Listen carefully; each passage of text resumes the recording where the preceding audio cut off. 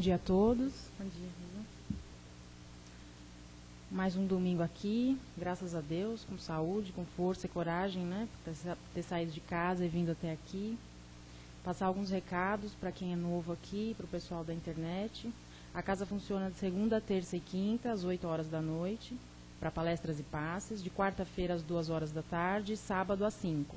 De domingo às 10 da manhã, e ao mesmo tempo que acontecem as palestras aqui, acontece a evangelização infantil lá em cima. Antes das palestras todos os dias, tem plantão de atendimento, uma pessoa fica lá embaixo para atender 1 hora antes. A casa atende 60 famílias com cestas básicas, todo segundo sábado de cada mês. Então, quem quiser contribuir com alimento não perecível, a gente tem a campanha do quilo ali, quem puder trazer, a gente aceita. A cada 15 dias, sábado sim, sábado não, tem distribuição de lanches e suco para os moradores de rua aqui perto do metrô Santana e Carandiru. Então, quem quiser participar também, a gente precisa de trabalhadores, né? Está sempre com um número pequeno de pessoas. Só falar comigo ou qualquer dia dos trabalhos com o dirigente do trabalho. Então, hoje a gente quem vai conversar com a gente é a Fernanda aqui. O tema é Diante das Tentações. Então, para a gente poder ouvir melhor, entender, captar, nós vamos fechar o almoço, que dia que é de 18, né?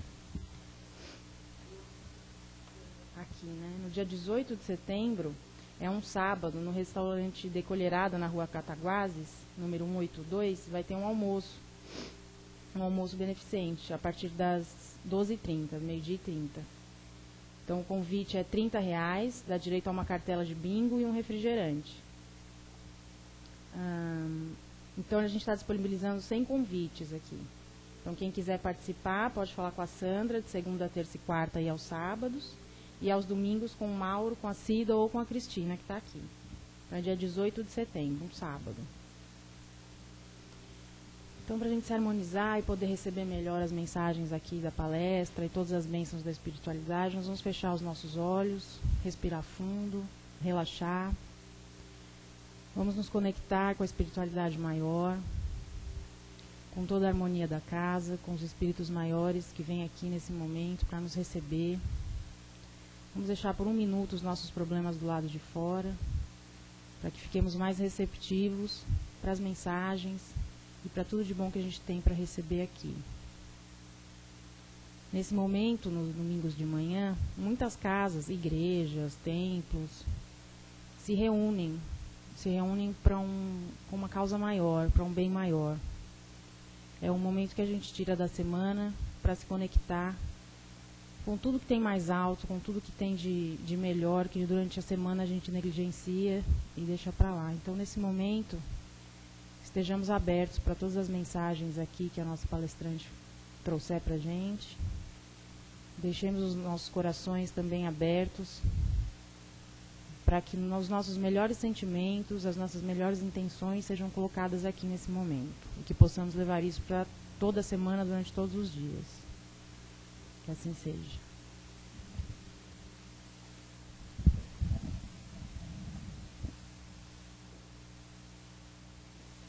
Bom dia a todos, sejam todos muito bem-vindos. A nossa lição de hoje, ela encontra-se no livro Religião dos Espíritos e, como já foi dito, o tema é Diante das Tentações. Uma coisa que quase a gente não vivencia no dia a dia, não é verdade? E quando a gente pensa em tentação, qual é a primeira coisa que vem? Não é? Vem aquela ideia daquela coisa que a gente tem que tentar ficar meio distante, porque sabe que é um perigo. Um pezinho aqui, um pezinho ali e pronto. De repente a gente se encrenca aí para o resto da vida porque não soube resistir a uma tentação. Então a tentação sempre tem esse ar de que alguma coisa que não é muito boa para a gente. Embora em muitas situações ela seja muito convidativa, não é? É aquela coisa, será que eu devo? Você está de regime e vê um doce enorme ali? É uma tentação. Você sabe, você pode? Pode. Mas depois vai penar a semana inteira comendo alface e água para se livrar daquela escorregada na tentação. Então, a tentação é isso, são coisas que acontecem no nosso dia a dia, fazem parte da nossa vida e que nada mais representa do que uma oportunidade de nós vermos o quanto nós ainda precisamos melhorar. Quantas coisas ainda precisam ser melhoradas, ajustadas, reforçadas, para que a gente não caia mais nessa tentação. E a tentação, na verdade, aparece para isso.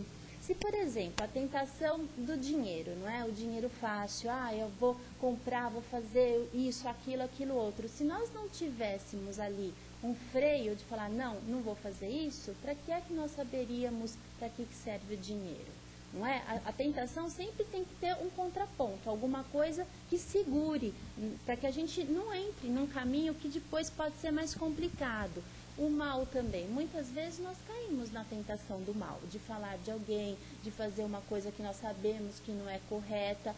Mas, se nós não tivermos aquela boa vontade do outro lado de não agirmos, de não sucumbirmos a essa tentação, nós não vamos saber nunca qual é o caminho certo para seguir. Então, essa tentação, na verdade, só vai nos afetar se nós tivermos pontos ainda de contato com ela. Se nós já tivermos superado algumas coisas, a tentação pode estar aí o dia inteiro fazendo convites, mas vai ser um convite que nós não vamos aceitar de forma alguma.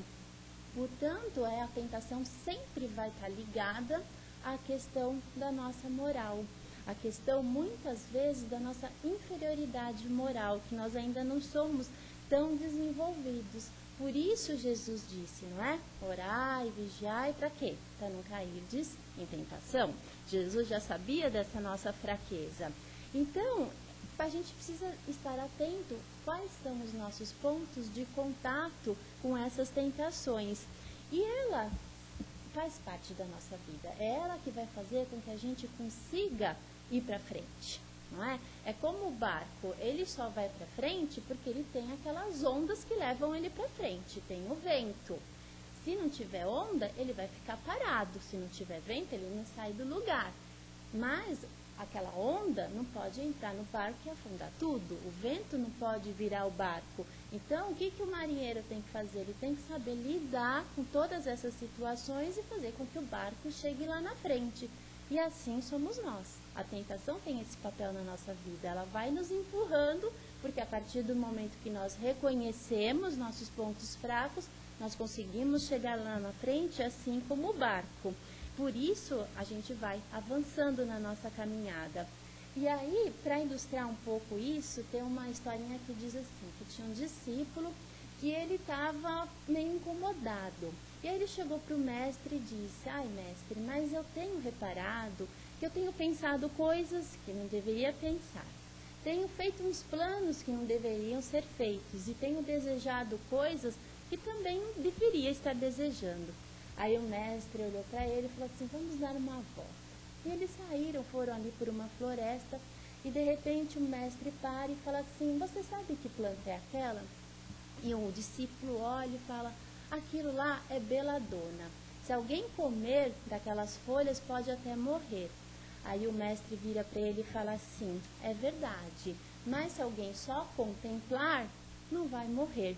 E completou da seguinte forma, que da mesma maneira os desejos negativos não podem causar qualquer mal a você se você não se deixar seduzir por eles. E é isso que acontece com a tentação, ela está ali. Mas às vezes a gente se deixa seduzir por ela porque ela tem todo um apelo. E a gente muitas vezes acaba entrando nisso. Então, para vencer essa tentação, a gente precisa só da nossa boa vontade. Da vontade firme de conseguir passar por cima, de conseguir chegar lá do outro lado, assim como o barco. E elas fazem parte do nosso dia a dia. E as tentações, se a gente for ver, a gente pode dividir em dois grandes blocos, não é? Tem aquelas tentações dos vícios, então é o fumo, é a bebida, é a gula, mas que são tentações, às vezes, mais fáceis da gente conseguir contornar. Você faz um tratamento, toma um remédio, pode ser que fique mais fácil. As tentações mais difíceis são aquelas de caráter moral. Porque é uma coisa que vem arraigada aí no nosso espírito, ó, há quanto tempo, não é verdade? E hoje que a gente começa a despertar para a necessidade de mudanças morais. Então, se a gente tem um orgulho enorme, uma vaidade enorme, uma língua maior que a boca que fala de todo mundo, isso daí está com a gente, sabe Deus há quantos anos, não é? Quantos milhares de anos. E não vai ser de uma hora para outra que a gente vai conseguir se livrar disso, não é? A gente não fala mal, a gente comenta da vida do outro, a gente só está fazendo um comentário. É a tentação de falar mal do outro, é a tentação da maledicência. Então, é uma coisa, opa, hoje já tem que tocar o sino na hora que vem essa tentação, porque a gente já sabe que tem que tentar sair fora disso. Mas, Emmanuel, então, nessa lição de hoje, ele vem trazendo exatamente esse alerta das tentações que estão aí no nosso dia a dia, em vários sentidos, seja essa tentação de comer o doce, escapar do regime, a tentação de falar mal de alguém, são coisas que a gente tem que estar atento. Então ele fala assim nessa mensagem, o seguinte: tentado a permanência nas trevas, embora de pé sangrando, dirige-te para a luz. Ou seja, já começa falando que é difícil. O pé está sangrando. É uma, não é, metáfora para mostrar que o caminho não é fácil, mas que a gente tem que ir seguindo sempre. Aí ele fala, até que atinjamos um dia, não é, o clima do reino angélico, seremos almas humanas, peregrinos da evolução nas trilhas da eternidade.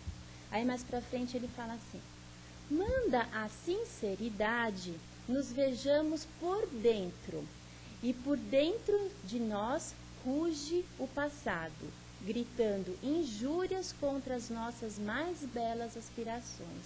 Ou seja, é tudo aquilo que a gente tem na nossa história de espírito e que pede aí uma melhora, pede uma lapidação.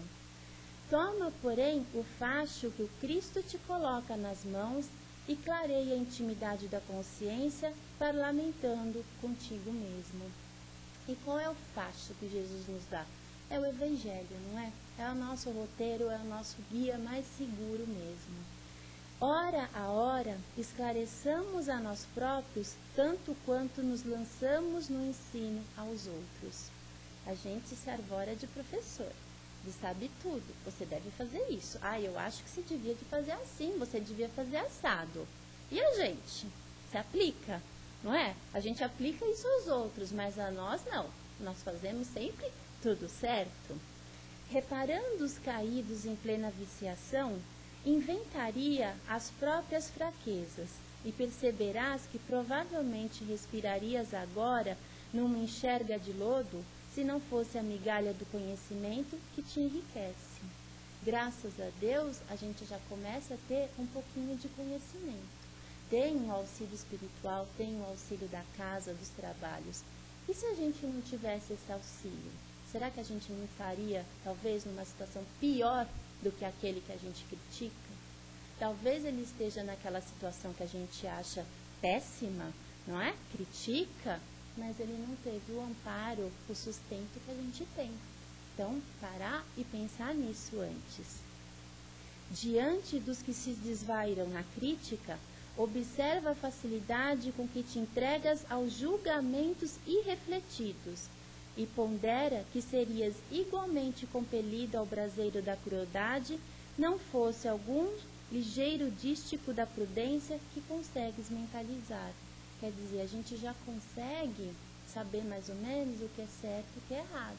Se a gente já não tivesse esse discernimento, talvez tivesse escorregado que nem o colega do lado. Ele talvez ainda não tenha despertado para isso.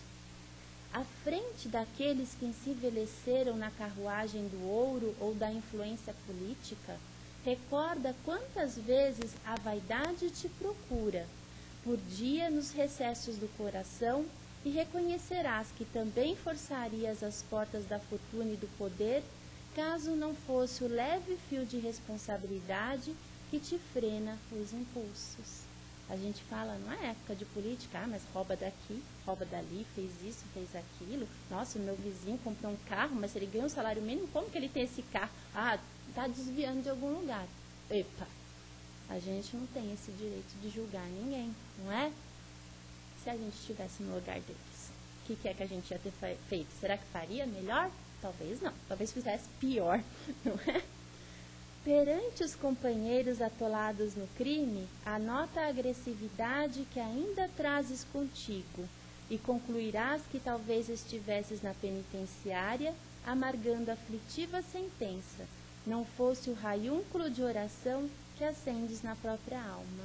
Quantas vezes a gente critica a violência que vê na televisão, que vê na rua, e de repente em casa a gente é violento com o marido, é violento com o filho, é violento com o pai, com o avô, não é? Essa violência ainda faz parte da gente, a gente enxerga a violência lá fora. Mas como que a gente vai ter um mundo mais tranquilo lá fora se nós ainda somos violentos com nós? Não é? Quantas vezes nós nos violentamos nos princípios que sabemos que não devem ser violentados e violentamos aqueles que vivem conosco. E as lutas que te marcam a rota assinalam também o campo de serviço em que ainda estagias junto aos desencarnados da nossa esfera de ação. Situemo-nos no lugar dos que erram e nosso raciocínio descansará no abrigo do entendimento. Nenhum lidador vinculado à terra se encontra integralmente livre das tendências inferiores.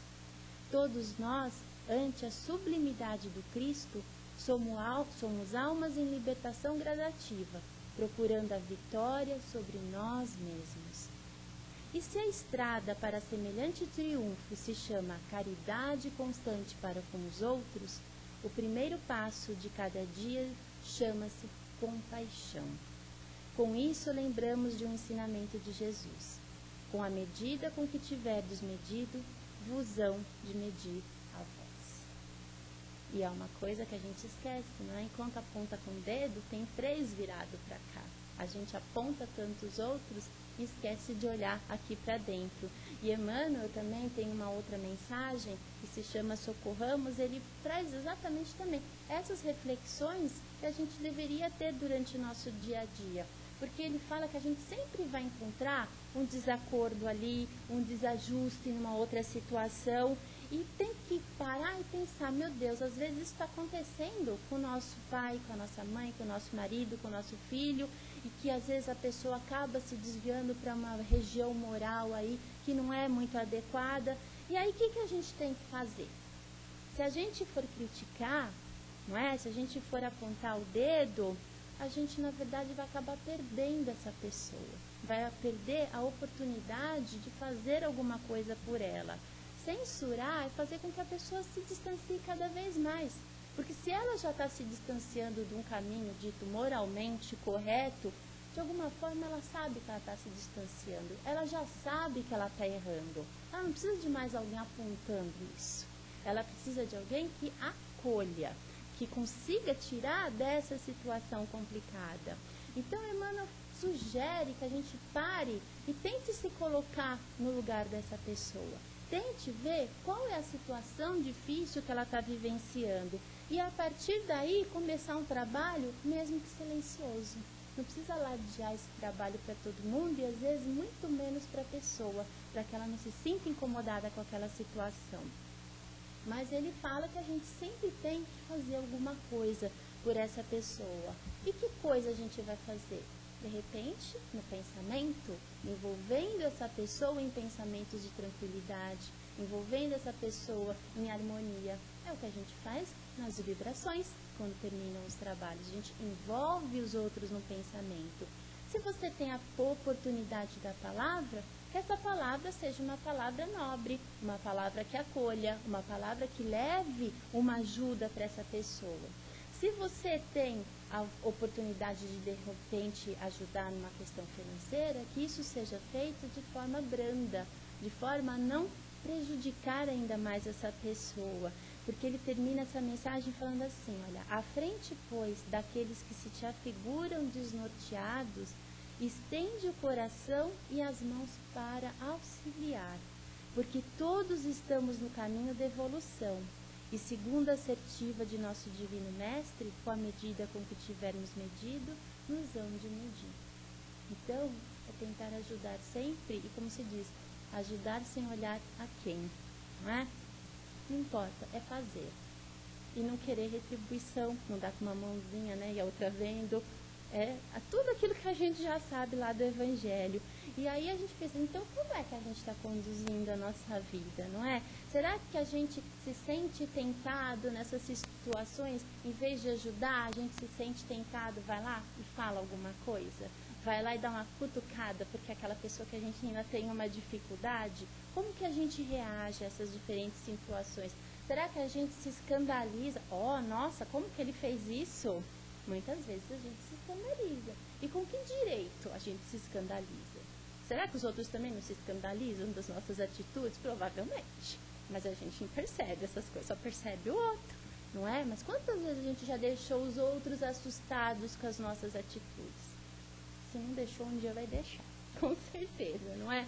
Então a gente não pode perder essa chance de parar de se escandalizar, de parar de tentar julgar o tempo todo e ver o que é que a gente está fazendo. Se a gente já tem essa consciência de que é necessário mudar, vamos mudar.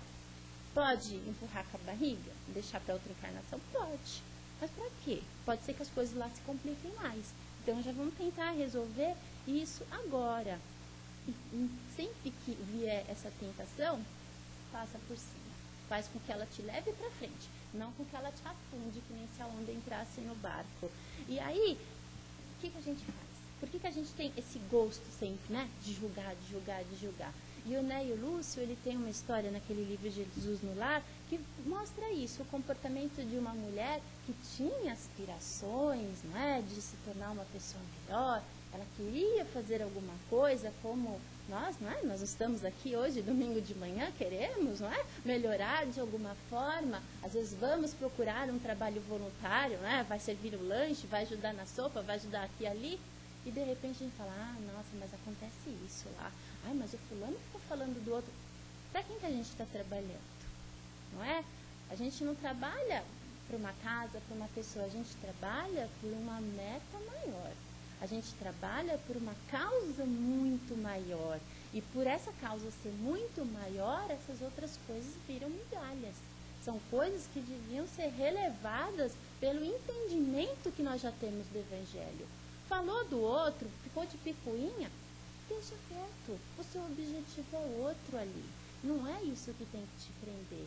Isso vai fazer com que você entre ali numa tentação de, né? Vamos falar também, porque eu também acho sempre alguma coisa. E aí a gente se afunda. E não é esse o objetivo da vida. Então, o que o Neio Lúcio conta nessa história? Ele fala dessa mulher que um dia chegou lá na porta do céu, bateu no portão, veio um anjo e abriu o portão para ela. Ela falou assim, sabe o que é? Eu queria trabalhar, eu queria melhorar espiritualmente, o que eu posso fazer? Você tem um serviço para mim? Aí o anjo pegou e falou assim, então tá bom. Tem uma taberna ali, tem 2 homens que acabaram entrando na bebida por uma influenciação espiritual. Vai lá e tira eles daquela situação. Aí ela foi, né, toda animada, lá para a taberna, chegou lá, começou a achar aquele ambiente meio esquisito, achou que o pessoal estava bebendo, falando muita bobagem, falou assim, aqui eu não fico. Saiu, voltou lá no dia seguinte pro anjo e falou, olha, não deu. O ambiente lá era ruim, não gostei, me senti mal. Aí o anjo, lógico, não desanima, né? Falou, então tá bom. Você vai ali num lugar que tem um monte de gente jogando e tira esse pessoal do meio do jogo, né? Vamos lá tentar esse serviço novo. Aí ela foi uma mulher no meio do pessoal que estava jogando. Aí ela olhou, ela viu que eles falavam um monte de coisa obscena, um monte de coisa que deixava ela repugnada. Ela falou, não, aqui eu não fico também. Voltou no dia seguinte pro anjo e falou, não dá. Aquele ambiente era muito ruim, aquele ambiente de jogo, só se falava bobagem, não vou ficar lá. Aí ele falou assim, então você vai, por favor, ali numa floresta e socorre umas pessoas que estão perdidas lá dentro. Lá foi ela. Chegou lá, encontrou um monte de homem e mulher, tudo seminu, num comportamento que ela falou que aquilo não condizia com a vida dela. Como que ela podia ficar no meio daquilo lá? Aí ela voltou pro anjo e explicou tudo isso. Aí o anjo já começou, né, ficar meio assim, tudo, mas ainda não desanimou. Falou assim, olha, ali, né, tem uma senhorinha doente, vai lá e ajuda ela. Aí ela foi lá, lá na casa da senhorinha doente. Quando ela chegou, ela escuta ali uma conversa pela janela do marido dessa senhora com uma mulher planejando ali um assassinato, uma coisa, uma situação toda. Ela se assusta, nem olha a mulher e volta lá pro anjo. Fala assim, não, o que é isso? Que ambiente é aquele? Olha só o que estavam falando na cara dela. Aí o anjo já começa a ficar assim meio desapontado, né? Não se conforma muito com o comportamento da mulher e fala assim, mas tem um vale ali com uns dementes, então vai lá e ajuda os dementes. Ela foi e falou assim, não deu, porque eles tinham os comportamentos muito esquisitos, não vou ficar lá. Aí o anjo pega, olha para ela e fala assim, então mais uma chance. Tem uma jovem que está desamparada, vai lá e ajuda essa jovem. Lá vai ela atrás da jovem, chega, encontra a jovem aonde? Numa festa. Aí ela fala, nossa, mas que comportamento é aquele da jovem? O que se passa ali? Ela é uma desvirtuada. E volta para o anjo e fala assim, não deu, porque ela estava fazendo assim, assim, assim. Aí o anjo olha bem para ela, né, e fala assim, olha, minha irmã, não vai dar. Não dá mais. Ela fala assim, como assim não dá mais? Eu não tenho direito de melhorar, eu não tenho direito de trabalhar. Aí o anjo fala para ela assim, minha irmã, continue por enquanto desenvolvendo seu esforço nas vulgaridades da terra, porque seus olhos estão cheios de malícia. E para servir ao Senhor, o servo do bem retifica o escândalo com amor e silêncio, sem se escandalizar. Quem se demora na contemplação do mal não está em condições de fazer o bem. E quantas vezes a gente não se pega numa situação parecida, não é verdade? Quantas vezes a gente deixa passar a oportunidade porque se escandaliza com alguma coisa. E se for ver, é sempre besteira, não é? Se nos choca tanto, é porque a gente ainda de alguma forma combina com aquilo. Se não combinasse mais, não chocava. Vocês concordam? Por que Jesus não se chocava com nada? Porque ele não tinha mais pontos de contato com aquilo. Muito pelo contrário, ele já tinha uma compreensão, um amor tão grande e desenvolvido, que em vez de julgar, ele fazia o quê? Ele ia lá e agasalhava. Ele ia lá e dava um jeito de resolver, ajudar aquela situação. Por isso, Emmanuel também tem uma mensagem que ele fala assim, ele coloca alguns personagens do Evangelho e fala, como será que nós veríamos esses personagens do Evangelho? Ele fala, por exemplo, o Zaqueu, o rico. A maioria das pessoas podia olhar o Zaqueu como um avarento, um rico que não ia ajudar ninguém. Mas Jesus enxergava além. Jesus enxergou em Zaqueu a oportunidade dele transformar todo aquele dinheiro dele em caridade, de alguma forma. Quando viam Bartimeu, o cego, todo mundo viu um doente, só nele, um cego. Jesus viu em Bartimeu o quê? A possibilidade de glorificar a Deus através da cura da cegueira dele. Quando viam Maria de Magdala, pensava o quê? Uma mulher desvirtuada, não é? Obsidiada, que tinha um comportamento socialmente que não era adequado. Mas Jesus viu o que nela? A possibilidade da transformação. E foi o que ela fez. E quem foi que viu Jesus pela primeira vez, não é? Depois da morte? Maria Madalena. Pedro, imagina, discípulo fraco, negou Jesus. Jesus nele viu a possibilidade do sustentáculo do cristianismo ali no começo. Então Jesus via muito além. E nós? Como que é que nós teríamos reagido? Nós teríamos ficado tentados para que lado? A enxergar como Jesus ou a enxergar como a maioria? Certamente como a maioria, né? Claro, sempre tem as exceções, mas a maioria de nós, eu tenho certeza que não ia enxergar como Jesus.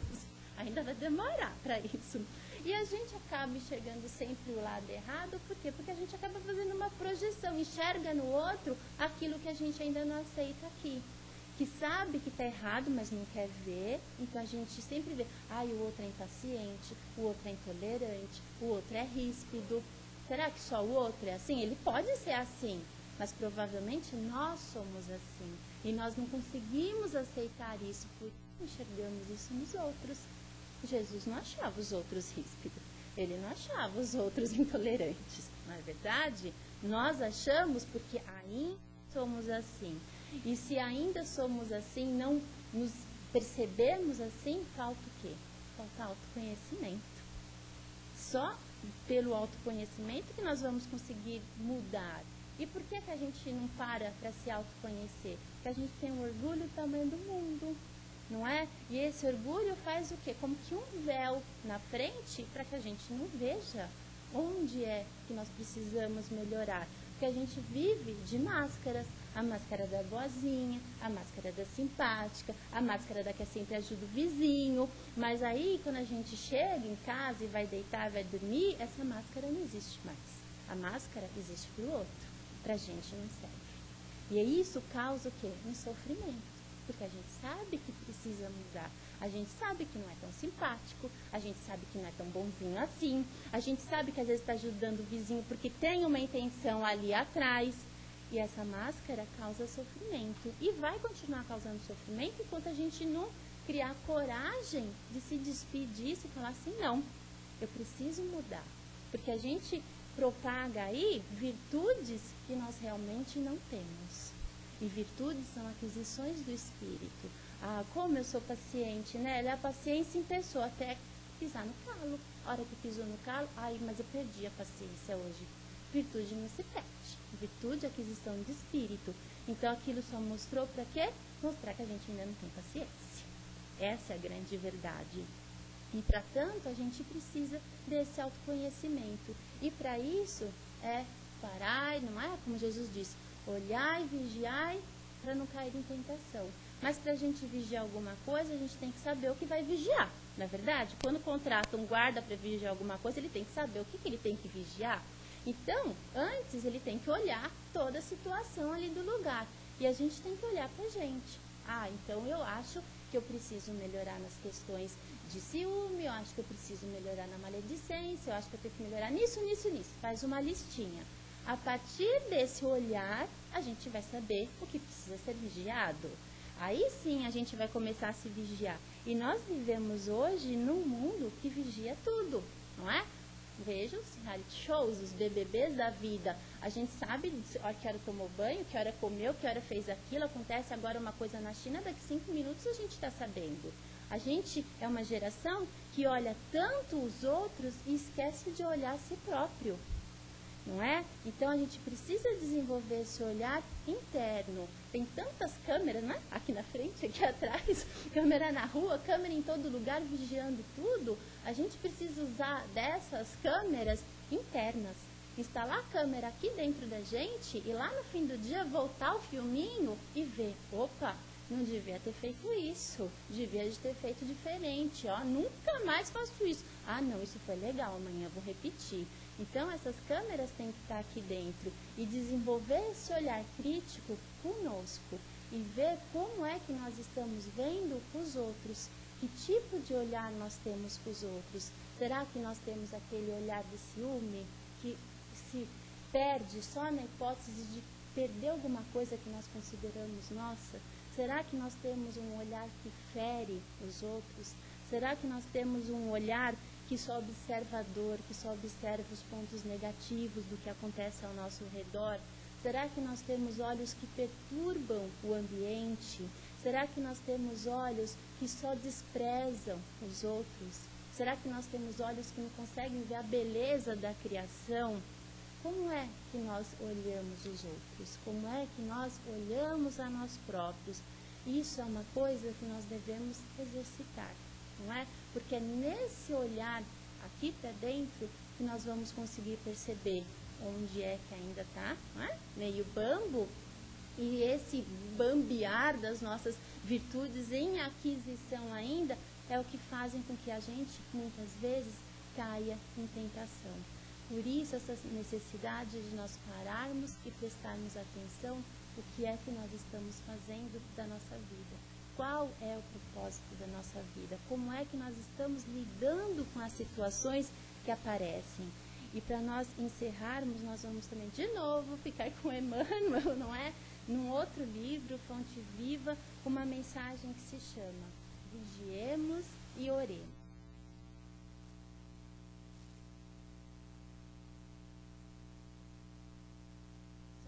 Decorrem do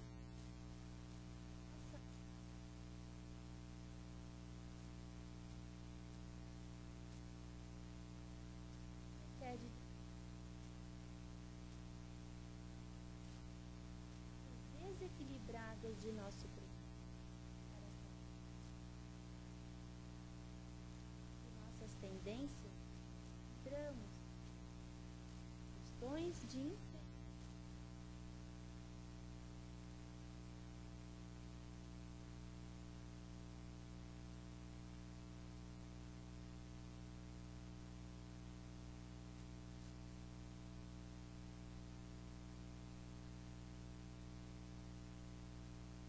Em contato com os afetos mais próximos, temos copioso material de aprendizado para fixar em nossa vida os valores da boa vontade e do perdão, da fraternidade.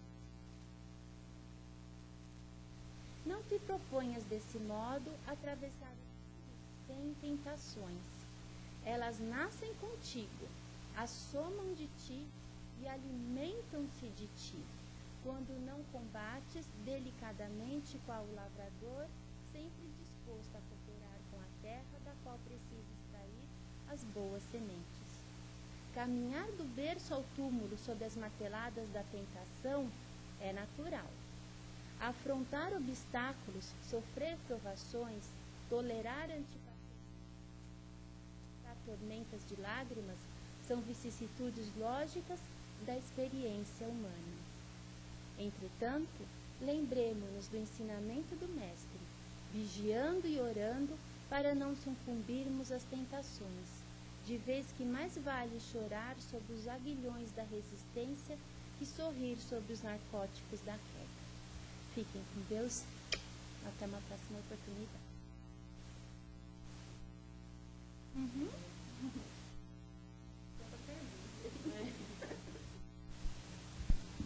Alguém tem alguma pergunta, alguma colocação, um comentário que queira fazer? Acrescentar alguma coisa ao que a Fernanda falou? Vocês não precisam concordar com É discordar da Fernanda.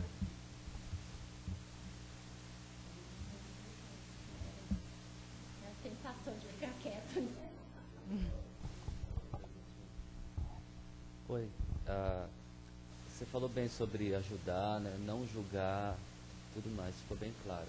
Agora sim, uma situação um pouco delicada, que assim, quando você tem uma situação com uma pessoa, que ela pode, você percebe algum perigo para um trabalho, para um grupo, né? Como é que você faz, assim, você permite que a pessoa entre, participe, e aos poucos você vê um perigo de ela prejudicar o trabalho todo, um grupo? Como é que a gente pode agir assim? Se a gente não deve julgar, se não deve... É uma situação difícil porque a gente tem muito presente os melindres, não é? Os melindres são uma coisa que está aí. E a gente sabe que às vezes por causa de um melindre, um trabalho desmorona, não é? Tem, assim, além dos melindres, tem aquela questão da influenciação espiritual. Não é? Acho que a maioria que conhece aquele livro Aconteceu na Casa Espírita e que mostra muito claramente isso. Sempre que existe aquele propósito, não é, de fazer um trabalho, começar alguma coisa nova, nós sabemos que a espiritualidade tem um lado que apoia, mas tem um lado que torce contra. E às vezes a pessoa que está inserida no trabalho, por um motivo pessoal, às vezes está fragilizada, não é, com alguma coisa, e acaba tornando uma brecha ali para aquele trabalho. Ela vira uma brecha. E às vezes, de repente, esse transtorno que ela pode causar naquele trabalho, às vezes não é nem dela. Às vezes pode ser uma influenciação que vem do outro lado, porque ela foi a brecha. Como podia ser comigo, com você, com qualquer outra pessoa. Então, assim, eu não sou ninguém para dar opinião, faça isso, faça aquilo. Mas realmente é uma coisa que a gente vivencia e tem que tentar ir contornando, sabe? Agasalha a pessoa. Assim, a gente não sabe com quem está lidando. O ser humano é muito complicado. Então, de repente, se a gente fala alguma coisa, a gente melindra de uma forma e a pessoa, às vezes, até da religião sai. Eu não vou mais lá porque eles não sabem trabalhar, não é? Então, de repente, a gente pode ser responsável, sem querer, por desviar uma pessoa de um trabalho, por ela se incomodar com aquilo e não voltar nunca mais. Mas, então, quanto a gente puder, sabe, ir contornando, conversa, ser simpático de verdade com a pessoa, né? Porque nem sempre a gente consegue ser simpático de verdade. A gente tem um verniz, não é social. Vamos conviver porque é necessário. Mas se a gente conseguir envolver de verdade essa pessoa numa vibração de, olha, realmente eu te quero bem, eu quero que você participe disso, às vezes a gente consegue mudar. E às vezes demora, né? Demora 1 ano, 2 anos, 3 anos, e aquela pessoa sempre fica, às vezes, com um pezinho meio atrás com você, um pezinho atrás com o trabalho, mas ela acaba ficando naquele trabalho. E aquilo, não é? faz o que eu faço, não o que eu falo. Então, se a gente conseguir agir de forma solidária, fraterna com a pessoa, de alguma forma ela vai acabar sendo influenciada por esse ambiente e acaba mudando. E se aí ela não se encontrar naquilo, ela acaba saindo por conta própria, não é? Não vai, sabe? Ela não afina com aquilo lá, então ela acaba saindo. Mas que nós não sejamos responsáveis por uma coisa dessa, porque de repente, não é? A gente sabe, as pessoas se reúnem no trabalho porque existe uma programação. Nós estamos aqui numa casa espírita. Sabemos que o acaso não acontece. Ninguém se encontra por acaso. Ninguém empreende um trabalho grande por acaso. Não é que nem cruzar com alguém na calçada. Então, se a gente está lá, certamente isso teve uma programação. E nós sabemos que nós não vamos estar só com aqueles, não é? Que nós afinamos 100%. Sempre tem alguém que, bate ali. Mas é uma aresta que a gente tem que aparar e é para isso que a gente está aqui, não é? É aquilo, como diz no livro dos Espíritos, vivemos numa sociedade. A lei de sociedade é uma lei divina, é uma lei natural. Então, de que vale um ermitão viver isolado? O que ele vai burilar? Nada. Por isso a gente vive em sociedade. Se a gente vivesse isolado, a gente não tinha nem ideia de quem nós seríamos. Mas vivendo ali, batendo no trabalho com um, com o outro, é que a gente vai ver o quanto que a gente ainda tem de impaciência, de intolerância, não é verdade? De falta de fraternidade. Então, é um trabalho nosso, não é? De burilamento espiritual mesmo, e uma oportunidade de caridade, de conseguir conviver com aquela pessoa, conviver com o diferente, que é a tal da alteridade, aceitando ele da forma que ele é, e assim, uma coisa que a gente não reconhece, é um direito dele ser assim. Ele tem o direito de ser implicante, ele tem o direito de ser chato, ele tem o direito de querer encrencar com o trabalho todo, de achar que só o que ele faz está certo. É um direito dele. Mas e é um dever nosso, aceitá-lo do jeito que ele é. Aí se a gente não consegue lidar com aquilo de jeito nenhum, a gente troca de trabalho. Porque a gente não pode ser responsável por destrambelhar um trabalho inteiro porque a gente não conseguiu lidar com aquilo. Troca de trabalho, não é abandonar o trabalho. É para trocar, para continuar trabalhando, certo? É Márcio, não é seu nome? Então, é isso. Mas isso é opinião minha, não é opinião da doutrina, tá bom? É opinião da Fernanda. Certo? Você quer complementar alguma coisa, Márcio? Alguém mais gostaria de fazer uma pergunta? Ao Lourenço. Geralmente a caridade, não sei, é o ponto forte. Porque você pode ser dócil com as pessoas, mas ser autoritário. Você tem que agir com autoridade, tem que mostrar uma ascensão. Senão, realmente, você não consegue, mas tem que ser dócil. É que tem gente que confunde autoridade com autoritarismo. E são coisas completamente diferentes. Jesus tinha autoridade, ele não precisava ser grosso com ninguém. Ele tinha uma autoridade moral e fazer com que o obsessor passasse, ele resolvia uma situação. Ele não precisava chegar gritando com ninguém. Autoridade moral. Então, quem preside um trabalho tem que ter essa autoridade moral. E vai ter como? Tentando se melhorar, porque não é, eu pago aluguel do centro, não é? Então eu mando mais. O centro não é de ninguém, o centro é um ambiente que todo mundo se reúne por uma causa maior. Mas infelizmente não tem isso. Então tem autoritarismo com autoridade. E o autoritarismo aí vai chegar brigando, vai chegar falando, eu mandei você fazer assim, mandei você fazer assim. E lá no livro dos Espíritos a gente conta isso, quando ele fala dessas questões de relação de poder. Você fez o que você fez? Como você usou esse poder? Da mesma forma que a gente usa o poder para fazer com que as coisas andem nos trilhos, pode fazer da nossa forma de conduzir isso. Dê o poder dê dinheiro e poder e você vai conhecer a pessoa. É assim mesmo. Porque quantas vezes você assume um cargo, nossa, o cargo sobe na cabeça, você não lembra de quem é que trabalhava com você na mesa do lado. E não é assim, né? Alguém mais?